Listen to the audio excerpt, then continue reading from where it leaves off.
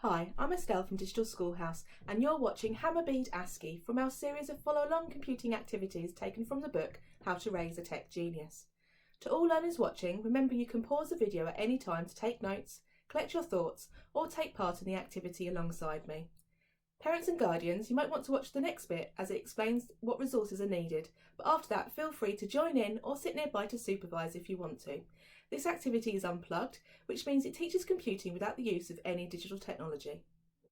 In fact, all you'll need is some hammer beads or picture beads, a hammer bead pegboard that's at least 7 pegs wide. You'll also need an iron and you'll need some baking paper. We also recommend that you get yourself a notepad or paper and a pencil to help you with your planning of your ASCII design. If you don't have access to hammer beads at home, then why not just grab yourself some coloured pencils or some coloured pens and you can do your design on paper. Feel free to pause the video now to collect all your resources together. In Hama Bead ASCII, you'll be modelling a real-world physical system.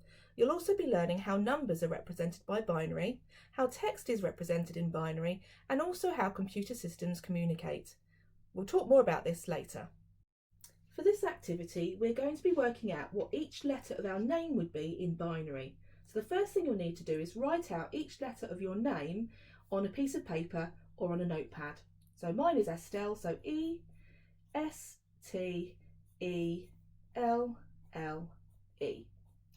The next thing we're going to do is we're going to look up what each letter would be in binary. Now to do that, we're going to be using ASCII, or the American Standard Code for Information Interchange. And we can do that by looking it up in the table in the book, How to Raise a Tech Genius. If you don't have a copy of the book, you can head over onto the internet and you can search for ASCII to binary converter. So ASCII to binary converter. You'll need to click on the very first link. ASCII, by the way, is spelled A-S-C-I-I. Click on the link, and then once it takes you to the page, you'll need to type in your name into the text input.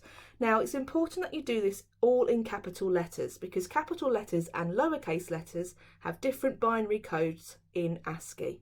So E-S-T-E-L-L-E, my name. And then I click on convert, and this will make my binary code numbers appear at the bottom. And then what I'm going to do is I'm going to transfer them onto my notepad so that I can use them a bit later.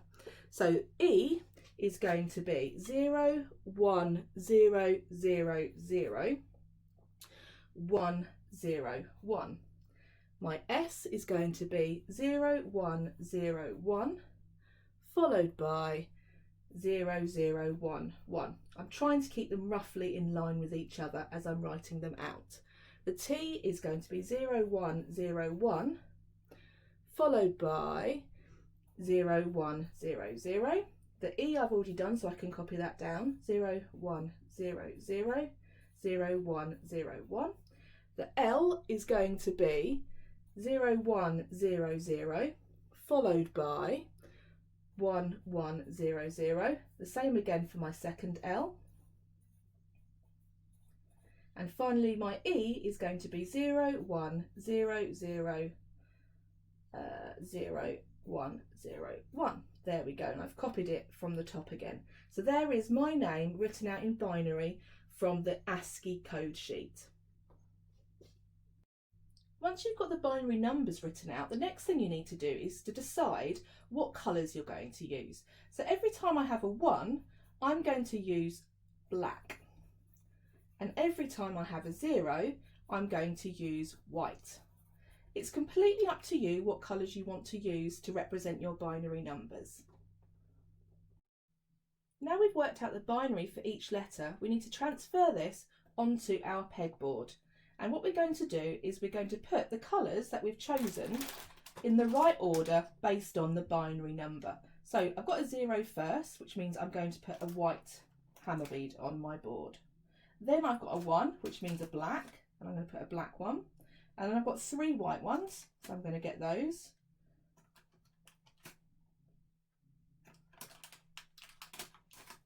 Then I've got another 1, which means a black, so I'm going to get a black hammer bead. Then a white, and then another black. And I continue doing this all the way down my board until I've done every letter in my name.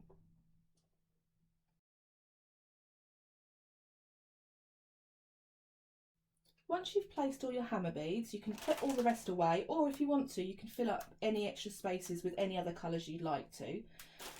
You'll have then completed writing your name using the hammer beads and the pegboard. If you don't have access to hammer beads at home, you could do this just on paper using a plain grid and then using different colours to fill the grid in. So it works in exactly the same way, but instead of putting the hammer beads onto the pegboard, you would just colour in the different parts of the grid using two colours in exactly the same way as we've just done. Next, you'll need to get your greaseproof paper, place it over the top of your hammer beads, get a hot iron, and you might want to have a parent's help with this, and then you just gently iron the beads to let them melt together so that they actually stick together and you can remove them from the pegboard. So all I'm doing is just sticking them together. I might just hold the iron onto there just to make sure it's going to melt them down a little bit, so I can then remove them from the pegboard. You can see they're starting to melt now. It's important that you use the greaseproof paper with this, because otherwise the iron would stick to the pegs, to the hammer beads. So that's why we use the greaseproof paper between the two. You can see it's starting to melt now. So just make sure you've got all of them melted so you can remove them from the board. So just finish this off, make sure it's completely melted. Almost done. Watch that you don't accidentally lean the iron on the rest of the board if you're not filling in the rest of the board with hammer beads. Okay, and there we are completed. I'm going to peel off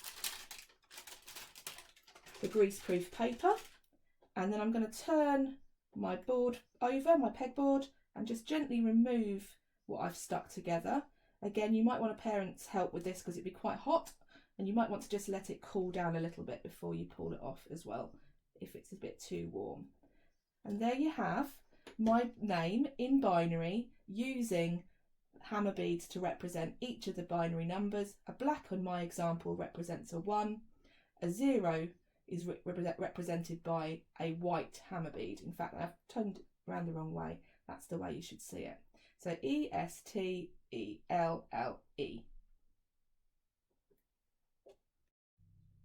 In this activity, you've learnt that everything on a computer is represented using binary, including letters. In computer science, we call everything that you can type on a keyboard a character. This includes letters, numbers, symbols, and control keys like Enter and Tab.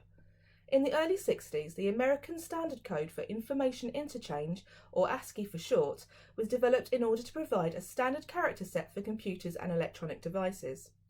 Until then, different companies used different character sets in their devices, and so computers from different manufacturers were unable to communicate with each other, because the binary numbers they use might be different. For example, the binary number 01000100 might be a D on one computer, but an A on another. ASCII uses 7 bits to represent 128 characters, with an 8th bit being used as a check to make sure the binary number is correct, and this is always a 0. Thank you for taking part. I hope you've had fun and learnt something new. If you've enjoyed Hama Bead ASCII, check out the book How to Raise a Tech Genius for more ingenious computing activities and ideas of how you can take this activity further.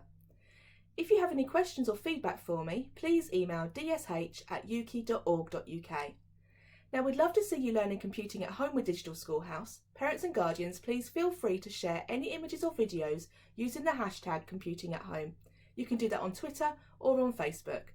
Lastly, I wanted to say a huge well done for taking part today. I'm Estelle, and I look forward to seeing you next time.